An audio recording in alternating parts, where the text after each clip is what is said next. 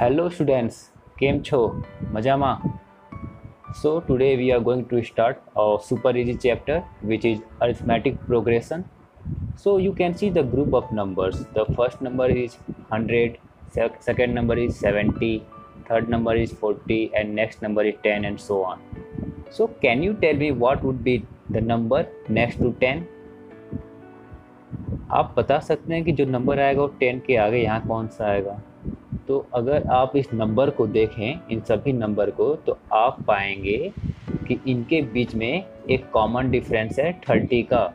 मतलब ये 70 है, 100 से 30 कम है। ये 40 है, 100 से 30 कम है। और 10 ये 70 जो है 100 से 30 कम है, 40 जो है वो 70 से 30 कम है, और जो 10 है वो 40 से 30 कम है। तो अगला जो नंबर आएगा वो कितना होगा? वो 10 से 30 कम होगा। मतलब 10 से आप 30 सब्ट्रैक्ट कर दो तो कितना मिलेगा आपको? -20।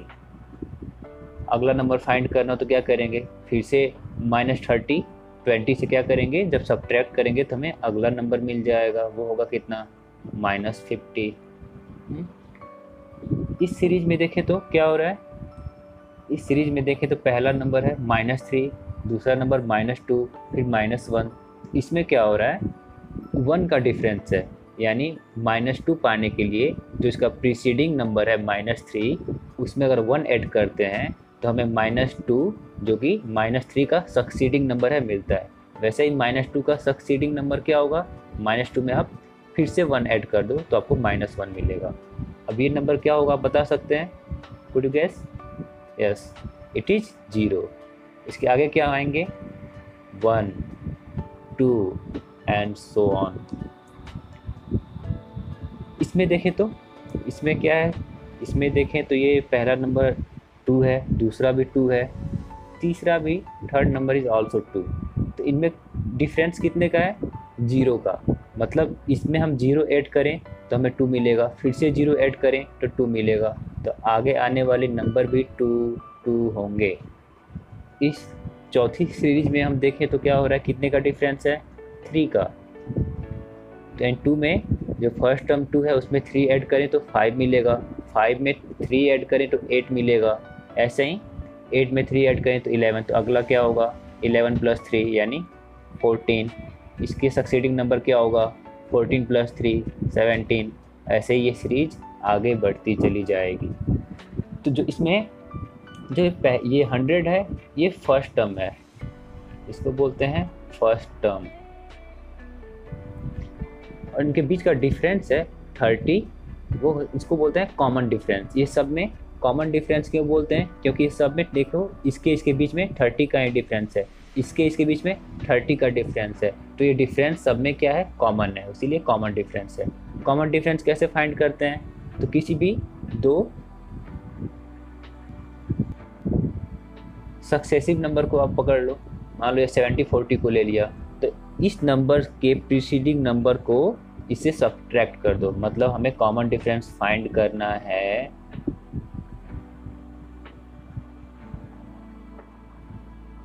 तो हम ये 40 को ले रहे हैं और इसमें से हम इसके प्रीसीडिंग नंबर 70 को सब्ट्रैक्ट करें, या 70 को ले लीजिए आप और इसमें से इसके प्रीसीडिंग नंबर 100 को सब्ट्रैक्ट करिए। तो कॉमन डिफरेंस कितना निकल के आएगा? 40 से 70 सब्ट्रैक्ट होगा तो -30, या 70 से 100 सब्ट्रैक्ट करो तो भी -30। यानी इस सीरीज के लिए इस फर्स्ट नंबर है वो 100 है और कॉमन डिफरेंस क्या है? -30 है। इस सेकेंड सीरीज के लिए फर्स्ट टर्म क्या है? फर्स्ट टर्म ये -3 है, और कॉमन डिफरेंस अगर मैं इसको CD से दिखाऊं तो कॉमन डिफरेंस कितना होगा? तो -2,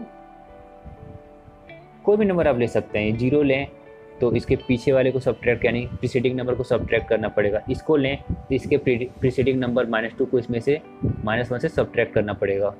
तो मैं यहाँ ये -2 ले रहा हूँ। -2 के प्रीसीडिंग नंबर क्या है? -3 है, यानी -3 को -2 से सब्ट्रैक्ट करना पड़ेगा। तो कितना आ रहा है?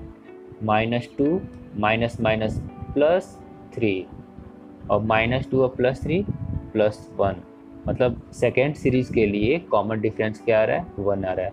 अब किन्हीं भी दो नंबर के बीच में देख लीजिए तो कॉमन डिफरेंस 1 ही है। इसमें कॉमन डिफरेंस कितना होगा, इसमें फर्स्ट टर्म 2 है और कॉमन डिफरेंस कितना आएगा, 0। थर्ड सीरीज में क्या है, फर्स्ट टर्म 2 और कॉमन डिफरेंस कितना है, किन्हीं भी दो सक्सेसिव नंबर के बीच में डिफरेंस कितना है, यानी 14 से आप 11 को सब्ट्रैक्ट करो तो भी सेम नंबर आएगा, या 11 से 8 को सब्ट्रैक्ट करो तो भी सेम नंबर आएगा, और वो सेम नंबर कितना होने जा रहा है, 3।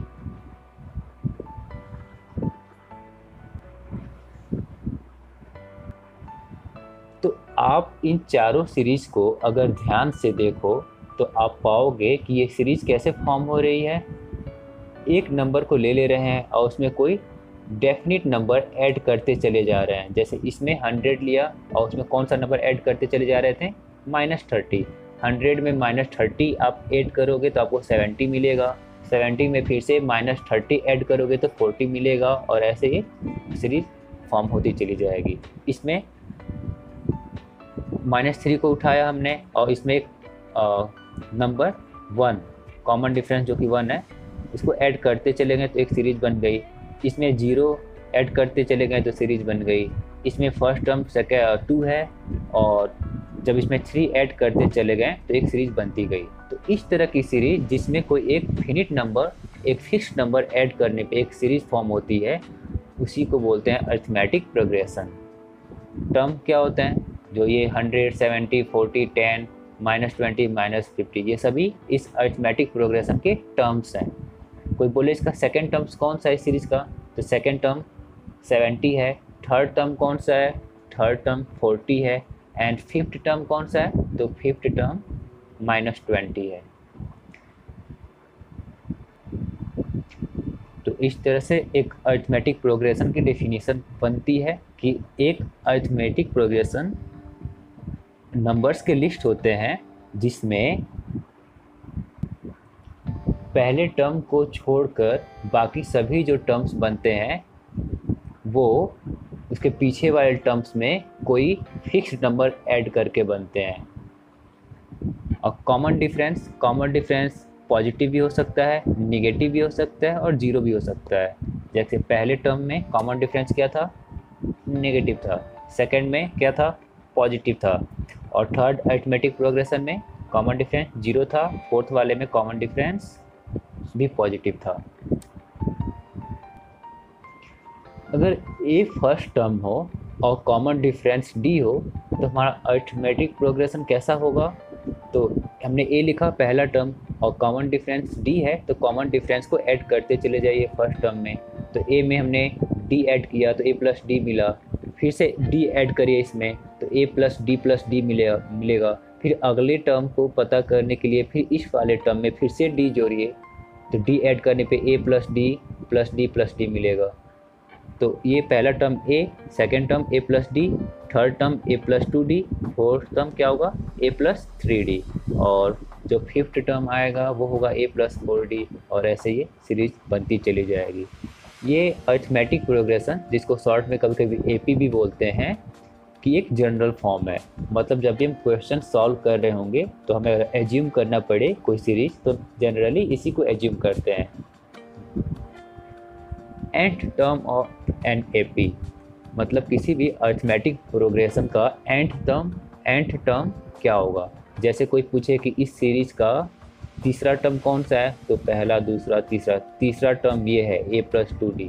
चौथा टर्म कौन है, तो जो फोर्थ टर्म है वो है a+3d।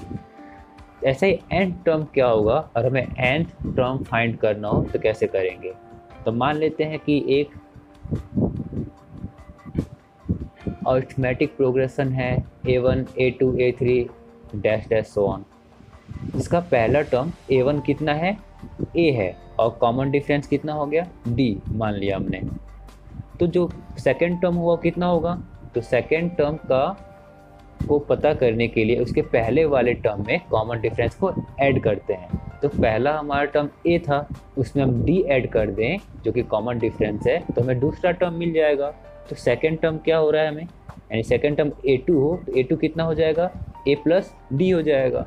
वैसे ही थर्ड टर्म क्या होगा, थर्ड टर्म पता करने के लिए इसके पीछे वाले टर्म जो कि A प्लस डी है में फिर से कॉमन डिफरेंस ऐड कर दो। तो कितना होगा, A प्लस डी में अगर फिर से डी ऐड कर दे तो कितना मिलेगा, A प्लस 2D।